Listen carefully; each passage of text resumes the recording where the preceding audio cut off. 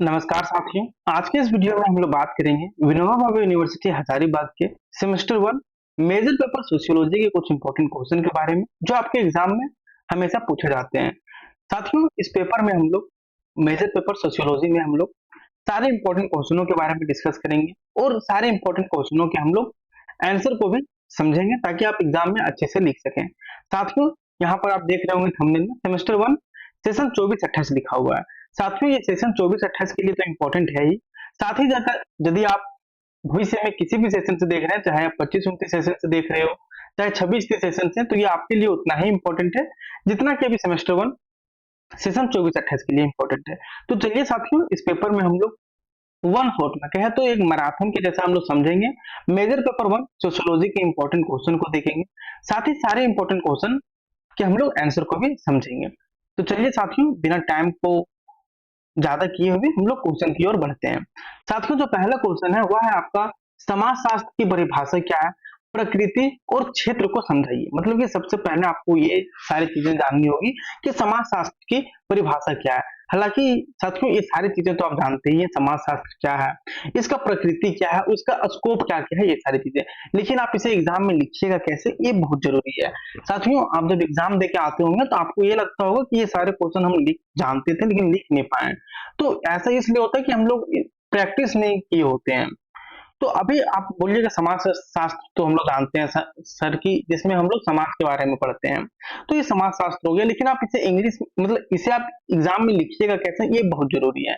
Question number 2 है साथियों, समाज शास्त्र का अन्य सामाजिक विज्ञान जैसे अर्थशास्त्र हो गया, राजनीति शास्त्र हो गया, मनोविज्ञान हो गया और मानव शास्त्र हो गया, इसमें इसका क्या संबंध है। कहने मतलब समाज शास्त्र का अन्य सामाजिक विज्ञानों से क्या संबंध है, अन्य सामाजिक विज्ञानों जैसे अर्थशास्त्र से इसका क्या संबंध है, राजनीति शास्त्र से इसका क्या संबंध है, मनोविज्ञान से इसका क्या संबंध है, ये सारी चीजों के बारे में। क्वेश्चन नंबर 3 है साथियों, आधुनिक युग में समाज शास्त्र का क्या महत्व है। मतलब साथियों, आधुनिक युग में समाज शास्त्र का क्या महत्व है, इसके बारे में आपको बताना है। क्वेश्चन नंबर 4 है, समाज और समुदाय में क्या अंतर है, इसको समझाइए।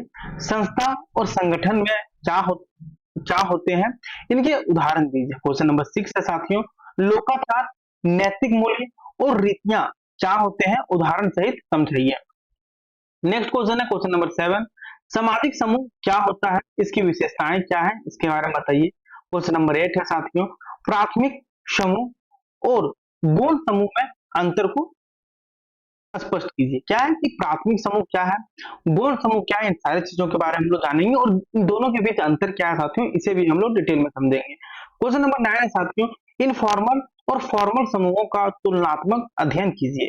क्वेश्चन नंबर 10 है, सामाजिक स्थिति और सामाजिक भूमिका क्या है, इसके बारे में बताइए। क्वेश्चन नंबर 11 है साथियों, सामाजिक स्थिति के प्रकार और भूमिका के प्रकार क्या होते हैं, इसके बारे में आप समझाइए। क्वेश्चन नंबर 12 है, स्थिति और भूमिका के बीच संबंध को समझाइए। क्वेश्चन नंबर 13 है, परिवार की परिभाषा, परिवार की विशेषताएं और प्रकार समझाइए। क्वेश्चन नंबर 14 है, एकल परिवार जिसे हम लोग न्यूक्लियर फैमिली बोलते हैं और संयुक्त परिवार जिसे हम लोग ज्वाइंट फैमिली बोलते हैं इंग्लिश में, ये क्या होते हैं और इन दोनों में अंतर क्या होता है, इसे बताइए। क्वेश्चन नंबर 15 है, आधुनिक समाज में परिवार की भूमिका में आए हाल के परिवर्तन क्या है, इसके बारे में बताइए। साथियों, ये आपका sociology major paper 1 review semester 1 का है। और साथियों, ये 15 क्वेश्चन के अलावा आपके एग्जाम में ऐसा कोई प्रश्न नहीं आएगा जो इन सारे प्रश्नों से मिलता जुलता नहीं होगा। कहने का मतलब है साथियों, मिलता जुलता कहने का मतलब मेरा ये है कि देखिए यहाँ पर जिस प्रकार से हमने लैंग्वेज में दिया है क्वेश्चन को, जरूरी नहीं है कि तो एज इट इज इसी लैंग्वेज में दे दिया जाए। जैसे क्वेश्चन नंबर 7 है, सामाजिक समूह क्या होता है, इसकी विशेषताएं बताइए। तो इसी क्वेश्चन को आपको घुमा के पूछ लिया जाएगा, तो आप सोचिएगा कि ये तो हम पढ़े ही नहीं है, वहां वीडियो में तो हम दूसरा क्वेश्चन दे देते हैं। तो नहीं साथियों, हो सकता है कि आपसे ये पूछ लिया जाए सामाजिक समूह से क्या तात्पर्य है, इस पे आप प्रकाश डालिए, इस पे आप चर्चा कीजिए, इस पे विवेचना कीजिए। तो जब भी आपको एक टॉपिक मिले सामाजिक समूह, प्राथमिक समूह, तो ऐसा नहीं है कि आप ये सारी चीजें पढ़े नहीं है। साथियों, हम देख रहे होंगे हम पीपीटी में सारे प्रश्नों को उत्तर भी लेकर आए ताकि आप अच्छे से एग्जाम में लिख सकें और समझ के लिख सकें। तो वही चीज है कि आपको आंसर समझने से पहले आपको ये सारी चीजें समझनी होगी कि क्वेश्चन क्या बोल रहा है। बहुत बार होता है ना कि देखिए सिलेबस तो आपका लिमिट है, यही सारी चीजों से आपके एग्जाम में आएगा और यदि नहीं आता है तो समझिए कि सिलेबस से बाहर क्वेश्चन है। तो इसलिए साथ जितने भी आपके इंपॉर्टेंट क्वेश्चन हो सकते थे जो आपकी यूनिवर्सिटी पूछती है, हालांकि आप प्रीवियस ईयर के क्वेश्चन भी देखिएगा तो यही सारे प्रश्न पूछे गए हैं। तो तो चलिए साथियों हम लोग एक एक करके सभी प्रश्नों के उत्तर को समझते हैं। और साथियों आपको बता दें कि काफी काफी सारे स्टूडेंट्स कमेंट करते हैं सर इसका पीडीएफ हमें कहाँ मिलेगा। तो साथियों आपको पीडीएफ का लिंक कमेंट बॉक्स में और डिस्क्रिप्शन बॉक्स में मिल जाएगा। वहां से आप हमारे टेलीग्राम चैनल, व्हाट्सएप चैनल को ज्वाइन कर सकते हैं। हम वहां पर आपकी यूनिवर्सिटी से रिलेटेड सारे अपडेट्स और स्टडी मटेरियल साझा करते हैं। तो चलिए साथियों ज्यादा टाइम को हम लोग एक्सटेंड नहीं करते हुए डायरेक्ट मुद्दे पर आते हैं। क्वेश्चन नंबर 1 को हम लोग डिस्कस करते हैं। क्वेश्चन नंबर 1 क्या है साथियों कि समाजशास्त्र की परिभाषा क्या है, प्रकृति क्या है और इसका क्षेत्र क्या है, इसके बारे में समझाइए। तो चलिए सबसे पहले हम लोग समाजशास्त्र के बारे में समझते हैं। साथियों समाजशास्त्र एक ऐसा विषय है जिसमें हम लोग समाज और सामाजिक व्यवहार का अध्ययन किया जाता है। देखिए समाजशास्त्र क्या है साथियों, समाजशास्त्र एक ऐसा विषय है जिसमें हम लोग क्या करते हैं, जिसमें हम लोग समाज और सामाजिक व्यवहार का अध्ययन करते हैं। मतलब एक वैसा विषय या फिर एक ऐसा विषय जिसमें हम लोग समाज और सामाजिक व्यवहार के बारे में अध्ययन करते हैं, उसी विषय के साथियों हम लोग समाजशास्त्र करते हैं। साथियों इसमें हम यह समझते हैं कि लोग समाज में कैसे रहते हैं, कैसे एक दूसरे से व्यवहार करते हैं और समाज कैसे बदलता है। साथियों इस विषय में हम लोग क्या पढ़ते हैं, इस विषय में हम लोग क्या पढ़ते हैं और यह समझते हैं कि लोग समाज में कैसे रहते हैं, कैसे एक दूसरे से व्यवहार करते हैं और समाज कैसे बदलता है। तो साथियों उम्मीद करते हैं कि समाजशास्त्र क्या है, यदि इसका डेफिनेशन लिखने के लिए आए तो आप अच्छे से लिख सकते हैं। समाजशास्त्र क्या है साथियों, समाजशास्त्र एक ऐसा विषय है जिसमें हम लोग समाज और सामाजिक व्यवहार का अध्ययन किया करते हैं। क्या है कि ऐसा विषय जिसमें हम लोग समाज और सामाजिक व्यवहारों का अध्ययन करते हैं, उस विषय को हम लोग समाजशास्त्र करते हैं। साथियों यह जो विषय है यह समझने में हमें मदद करती है कि लोग समाज में कैसे रहते हैं, कैसे एक दूसरे से व्यवहार करते हैं और समाज में कैसे बदलता है और समाज कैसे बदलता है, इन सारी चीजों के बारे में हम लोग समाजशास्त्र में जानते हैं। साथियों सरल शब्दों में समझे तो समाजशास्त्र वह अध्ययन है जो बताता है कि समाज कैसे बनता है, चलता है और बदलता है। मतलब आप आसान शब्दों में समझे साथियों तो समाजशास्त्र वह अध्ययन है, वह विषय है जो हमें बताती है कि समाज कैसे बनता है और कैसे समाज चलता है। कुछ प्रमुख समाजशास्त्रियों की परिभाषा है जिन्होंने समाज शास्त्र को परिभाषित किया। पहला है साथियों ऑगस्ट कांते। साथियों समाजशास्त्र वह विज्ञान है जो समाज के नियमों और संबंधों का अध्ययन करता है। देखिए कुछ प्रमुख समाजशास्त्रियों की परिभाषा है जिसमें से पहला है साथियों ऑगस्ट कांते। साथियों कई बार ये पूछ लिया जाता है कि ऑगस्ट कांते के द्वारा समाजशास्त्र की परिभाषा क्या दिया गया था, तो उन्होंने बोला साथियों कि समाजशास्त्र वह विज्ञान है जो समाज के नियमों और संबंधों का अध्ययन करता है। इसके बाद साथियों मैक्स वेबर। समाजशास्त्र वह विज्ञान है जो सामाजिक क्रियाओं की व्याख्या करता है। मैक्स वेबर ने भी सेम चीज को भी कहा लेकिन अलग लैंग्वेज में कहा। उन्होंने कहा कि समाजशास्त्र वह विज्ञान है जो सामाजिक क्रियाओं की व्याख्या करता है। इन्होंने क्या किया, समाजशास्त्र वह विज्ञान है समाज के नियमों और संबंधों का अध्ययन करता है। इसके बाद साथियों ई ए रॉड। इन्होंने कहा समाजशास्त्र सामाजिक क्रियाओं और उनके परिणामों का अध्ययन करता है। मतलब मिला जुलाकर सब समाज से रिलेटेड अध्ययन जो इस विषय में हम लोग करते हैं उसी चीज को हम लोग समाजशास्त्र करते हैं। साथियों समाजशास्त्र की कुछ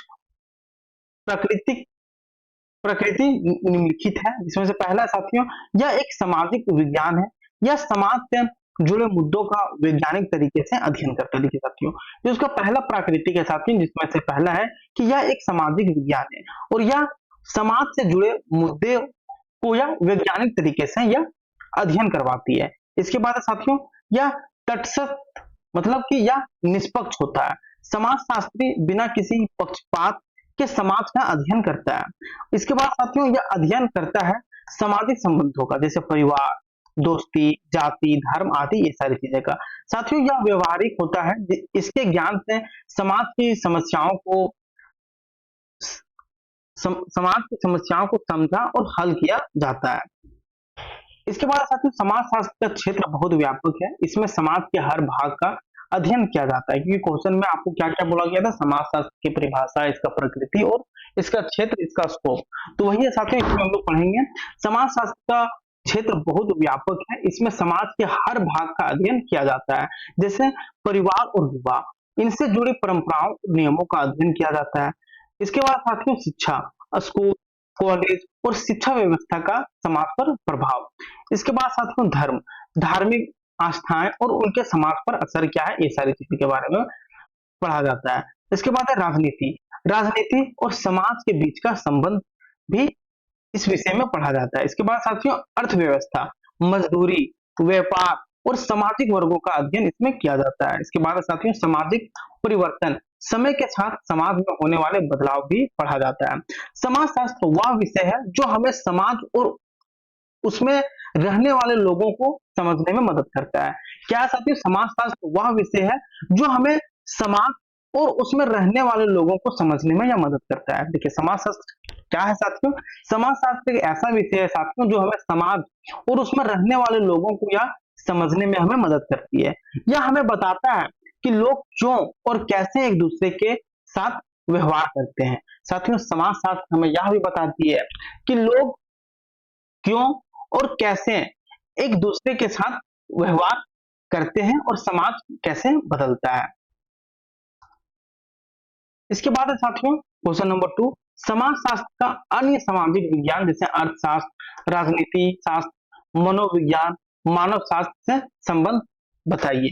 तो आइए समझते हैं कि समाज शास्त्र एक ऐसा विषय है जो समाज और उसमें रहने वाले लोगों के व्यवहार, रीति रिवाज और रिश्तों का अध्ययन करता है। यहां तक हम लोग समझ गए। साथियों यह अकेले काम नहीं करता बल्कि अन्य सामाजिक विज्ञानों से भी यह जुड़ा होता है, जैसे अर्थशास्त्र और समाज शास्त्र एक दूसरे से जुड़े हैं क्योंकि आर्थिक गतिविधियां जैसे मजदूरी, व्यापार, गरीबी, ये सब समाज को प्रभावित करती है।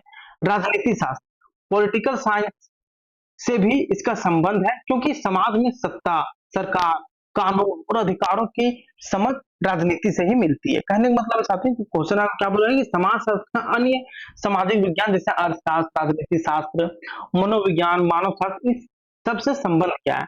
तो वही साथियों कि समाज शास्त्र जैसे हम लोग जानते हैं कि एक ऐसा विषय होता है जिसमें हम लोग समाज और उसमें रहने वाले लोगों के व्यवहार, रीति रिवाज और रिश्तों का अध्ययन करते हैं। साथियों यह अकेले काम नहीं करता बल्कि अन्य सामाजिक विज्ञानों से भी इसका जुड़ाव होता है।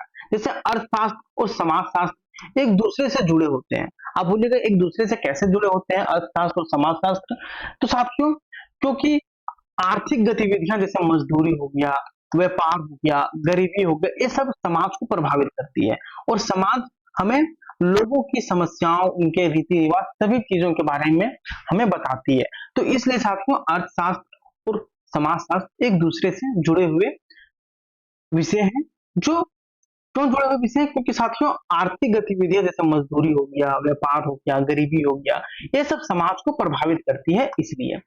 इसके बाद साथियों राजनीति शास्त्र, राजनीति शास्त्र से भी इसका संबंध है क्योंकि समाज में सत्ता, सरकार, कानून और अधिकारों की समझ राजनीति से आती है। क्यों साथियों? क्योंकि साथियों राजनीति शास्त्र से भी इसका संबंध है क्योंकि समाज में सत्ता हो गया, सरकार, कानून और अधिकारों की समझ राजनीति से ही आती है। मनोविज्ञान से समाजशास्त्र का संबंध इसलिए है क्योंकि यह व्यक्ति के सोचने, समझने और व्यवहार करने के तरीके को समझने में मदद करता है। हम लोग आर्थिक समझ लिए, पॉलिटिकल में हम लोग क्या समझे साथियों कि राजनीति शास्त्र से भी इसका संबंध है। क्यों संबंध है? क्योंकि समाज में सत्ता, सरकार, कानून और अधिकारों की समझ राजनीति से ही आती है। इसलिए साथियों समाजशास्त्र का राजनीति शास्त्र से संबंध है। आइए अब दूसरा बात करते हैं मनोविज्ञान। मनोविज्ञान से समाजशास्त्र का संबंध इसलिए है, क्यों है? क्योंकि साथियों यह व्यक्ति के सोचने, समझने और व्यवहार करने के तरीकों को यह समझने में मदद करता है। और मानव शास्त्र से इसका कैसे संबंध है? क्योंकि साथियों यह आदिम समाजों, संस्कृति और परंपराओं का अध्ययन करता है जिसमें समाजशास्त्र को समाज के विकास को समझने में यह मदद मिलती है। इस तरह समाजशास्त्र सभी सामाजिक विज्ञानों से मिलकर समाज को एक पूरी तस्वीर समझता है। क्वेश्चन नंबर 3 है साथियों, आधुनिक युग में समाजशास्त्र का क्या महत्व है? आइए समझते हैं। आधुनिक युग में समाज बहुत तेजी से बदल रहा है, नई तकनीकें आ रही हैं, परिवार की संरचना बदल रही है, लोगों की सोच, व्यवहार और जीवन शैली में बदलाव हो रहा है। क्या साथियों कि आधुनिक युग में समाज बहुत तेजी से बदल रहा है। आप देख भी रहे होंगे, नई तकनीकें आ रही हैं, परिवार की संरचना बदल रही है, लोगों की सोच बदल रही है, लोगों का व्यवहार बदल रहा है और जीवन शैली में बदलाव देखा जा रहा है। ऐसे समय में समाज शास्त्र का महत्व और भी बढ़ गया है और ऐसे समय में साथियों जब नई तकनीकें आ रही है, परिवार की संरचना बदल रही है, लोगों की सोच बदल रही है, लोगों की सब चीजें बदल रही है, तो ऐसे समय में समाजशास्त्र का महत्व और भी बढ़ गया है, क्योंकि यह हमें यह समझने में मदद करता है कि समाज कैसे काम करता है। क्योंकि साथियों क्यों इसका महत्व बढ़ गया है? क्योंकि समाजशास्त्र हमें यह समझने में मदद करता है कि समाज कैसे बदल रहा है, कैसे समाज काम कर रहा है, ये सारी चीजों के बारे में हमें मदद मिलती है समाजशास्त्र से। क्यों लोग एक खास तरीके से व्यवहार करते हैं और यह भी बताती है समाजशास्त्र कि आखिर क्यों लोग एक खास तरीके से व्यवहार करते हैं और समाज में जो समस्याएं होती है जैसे गरीबी, बेरोजगारी, भेदभाव, घरेलू हिंसा, अपराध आदि, उनका कारण क्या है और समाधान कैसे निकाला जा सकता है, ये सारी चीजों के बारे में। साथियों समाजशास्त्र हमें विभिन्न सामाजिक संस्थाओं जैसे परिवार, शिक्षा, धर्म, राजनीति और अर्थव्यवस्था को गहराई से समझने में यह मदद करती है। साथियों समाजशास्त्र हमें विभिन्न सामाजिक संस्थाओं जैसे परिवार हो गया, शिक्षा का क्षेत्र, धर्म, राजनीति और अर्थव्यवस्था को गहराई से समझने में यह मदद करता है। यह बताता है कि ये संस्थाएं समाज को कैसे प्रभावित करती है। साथियों हमें समाजशास्त्र यह बताती है कि ये सारी जो संस्थाएं हैं साथियों वो समाज को कैसे प्रभावित कर रही है और समाज में संतुलन बनाए रखने में क्या भूमिका ये सभी चीजें निभा रही है। आज जब दुनिया में वैश्वीकरण, आधुनिकीकरण और तकनीकी विकास हो रहा है, तब समाजशास्त्र यह समझने में मदद करता है कि ये बदलाव समाज पर क्या असर डालते हैं और हमें कैसे उसके लिए तैयार रहना चाहिए। जैसे साथियों अभी टेक्नोलॉजी इतना बढ़ रहा है, तो हम लोग कैसे जानते हैं कि ये सारी चीजें इतना बढ़ेगी तो हमारा समाज दिक्कत में आ सकती है। तो ये सारी चीजें हम लोग कहाँ से जानते हैं? समाजशास्त्र। तो वही है साथियों कि यह बताता है कि जितनी भी संस्थाएं समाज में है वे कैसे समाज को प्रभावित कर रही है और समाज में संतुलन बनाए रखने में इनकी भूमिका क्या है, ये सारी चीजें के बारे में। आज जब दुनिया वैश्वीकरण, ग्लोबलाइजेशन और आधुनिकीकरण और तकनीकी विकास हो रहा है, तब समाजशास्त्र हमें यह समझने में मदद करता है कि ये बदलाव समाज पर क्या असर डालते हैं, इनका समाज पर क्या पॉजिटिव इम्पैक्ट है, क्या नेगेटिव इम्पैक्ट है, इन सारी चीजों के बारे में हमें बताती है। इसके अलावा समाजशास्त्र हमें समाज में फैले पूर्वग्रहों, जातिवाद, लिंग भेदभाव और असमानता को समझने और उन्हें दूर करने की सोच विकसित करने में भी मदद करता है। और साथियों इन सबके अलावा समाजशास्त्र हमें समाज में फैले पूर्वग्रहों, जातिवाद, लिंग भेदभाव और असमानता को समझने में और उन्हें दूर करने की सोच विकसित करने में भी यह हमें मदद करती है। साथियों जैसे कि हम लोग पहले के बारे में जानते ही हैं कि इतना इंडिपेंडेंस नहीं दिया जाता था लड़कियों को, या फिर शिक्षा का क्षेत्र में इतना ये नहीं था और और भी बहुत कुछ जो मतलब उस टाइम विकसित नहीं थी। हम लोग कैसे आज पढ़ते हैं कि पहले के समाज में लोग ऐसे रहते थे, उनका रीति रिवाज ऐसे होता था, तो हम लोग सभी चीजें पढ़ते हैं साथियों समाजशास्त्र के द्वारा, क्योंकि उसमें सभी चीजों के बारे में अध्ययन करके उसमें लिखा जाता है। आधुनिक युग में समाजशास्त्र की मदद से हम नीति निर्माण, शिक्षा प्रणाली, विकास कार्य, स्वास्थ्य सेवाएं और सामाजिक न्याय से जुड़े क्षेत्रों में बेहतर कार्य कर सकते हैं। क्या साथियों कि आधुनिक युग में समाजशास्त्र की मदद से हम नीति निर्माण, शिक्षा प्रणाली, विकास कार्य, स्वास्थ्य सेवा और सामाजिक न्याय से जुड़े क्षेत्रों में बेहतर कार्य कर सकते हैं। यह विषय केवल पढ़ाई का नहीं बल्कि समाज को बेहतर बनाने का एक साधन है। और साथियों यह जो विषय है साथियों ये सिर्फ आप पढ़ाई के लिए नहीं बल्कि समाज को कैसे और बेहतर बनाया जा सके, समाज को और कैसे सुरक्षित रखा जा सके, इन सारी चीजों के बारे में बताती है। क्वेश्चन नंबर 4 है साथियों, समाज और समुदाय में क्या अंतर है? मतलब आप देखते होंगे कि समाज और समुदाय मतलब इन दोनों चीजों के बारे में आप कहीं ना कहीं सुने होंगे साथियों। तो कभी आपने सुना है कि समाज और समुदाय में क्या अंतर है, समाज क्या है? हालांकि समाज आप जान रहे हैं कि समाज क्या है, लेकिन आप इसको डिफाइन कैसे कीजिएगा? आप समुदाय भी जानते होंगे कि समुदाय क्या है, लेकिन जब इसी चीज को डिफाइन करने के लिए आए तो आप बोलिएगा यार ये चीजें तो हम लोग बचपन से ही पढ़ रहे हैं, लेकिन किस तरह लिखें किस तरह। तो साथियों चलिए समझते हैं कि समाज जो आप जानते हैं उसे आप एग्जाम में लिखिएगा कैसे अपने शब्दों में, इसके बारे में। साथियों समाज समाज और समुदाय दोनों ही सामाजिक जीवन के महत्वपूर्ण हिस्से हैं। साथियों चाहे समाज हो गया या समुदाय हो गया, या दोनों ही सामाजिक जीवन के लिए महत्वपूर्ण हिस्से हैं, लेकिन इन दोनों में कुछ मूलभूत अंतर होते हैं। लेकिन फिर भी इन दोनों में, सोसाइटी और कम्युनिटी में, इन दोनों में कुछ मूलभूत अंतर होते हैं। समाज एक व्यापक संगठन होता है जिसमें लोग विभिन्न संबंधों जैसे आर्थिक, धार्मिक, राजनीतिक, शैक्षणिक आदि के माध्यम से जुड़े होते हैं। देखिए समाज क्या है साथियों, समाज एक व्यापक संगठन होता है जिसमें लोग विभिन्न संबंधों जैसे आर्थिक से धार्मिक, राजनीतिक, शैक्षणिक आदि के माध्यम से जुड़े होते हैं। इसमें लोग एक ही जगह पर ना रहकर भी एक दूसरे से जुड़े हो सकते हैं। क्या साथियों कि इसमें लोग एक ही जगह पर ना होकर भी एक दूसरे से जुड़े हो सकते हैं। उदाहरण के लिए भारतीय समाज जिसमें देश के कोने कोने के लोग जुड़े हैं। समाज में समानता की आवश्यकता नहीं होती बल्कि विविधता होती है।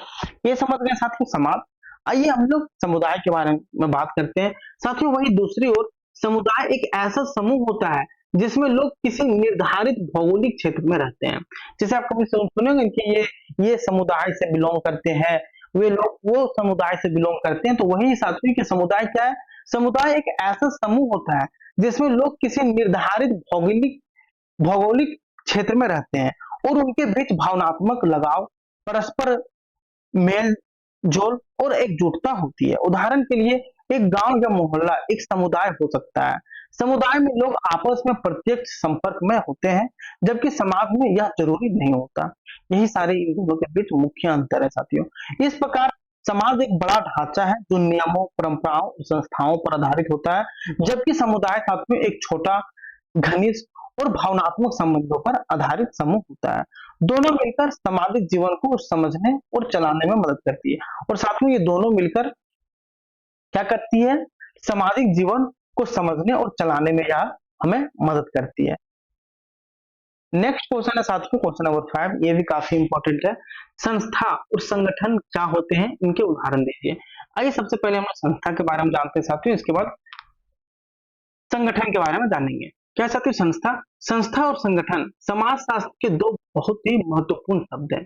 साथियों संस्था हो गया या फिर संगठन हो गया, ये दोनों देखिए ऐसे शब्द आप देखिएगा जैसे संस्था, संगठन, ये सारी चीजों के बारे में पहले से ही जानते हैं, लेकिन आप इसको डिफाइन कैसे कीजिएगा ये बहुत जरूरी है, समझे।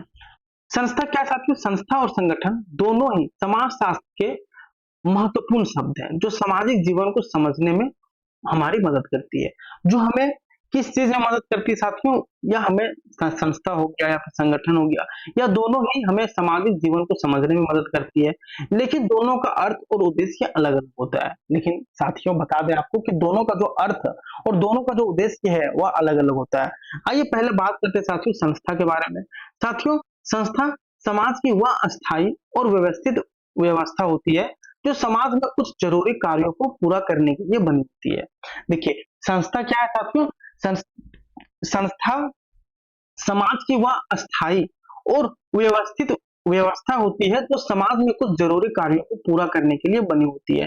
देखिए संस्था क्या है, संस्था समाज की वह अस्थायी और क्या साथ ही व्यवस्थित व्यवस्था होती है।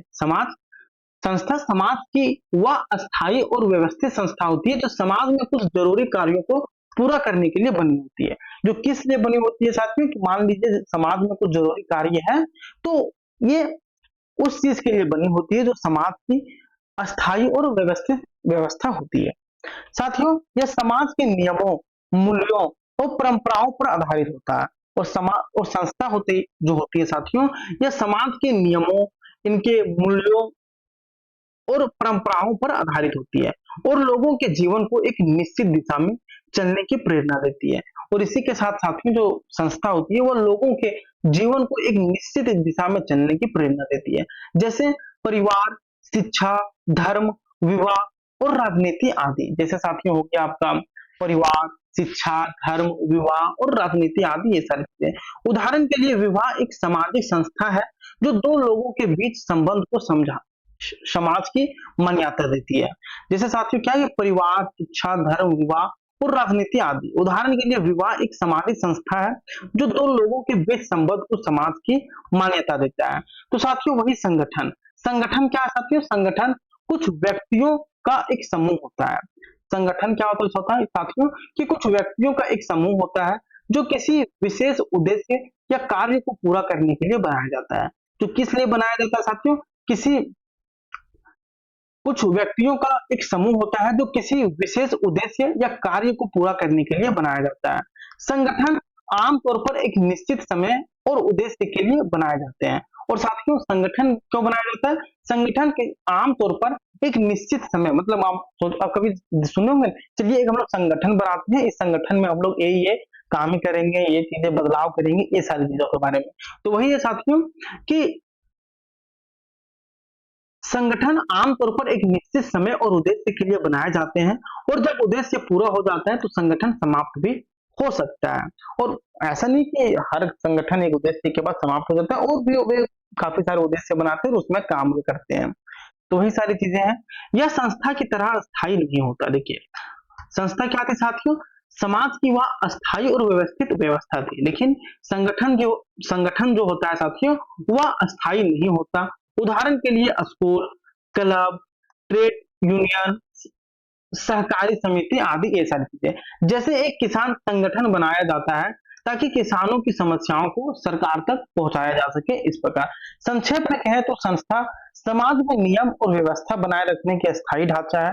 तो वही साथी संगठन, संगठन किसी विशेष उद्देश्य को पूरा करने के लिए लोगों का समूह होता है जो अस्थायी भी हो सकता है।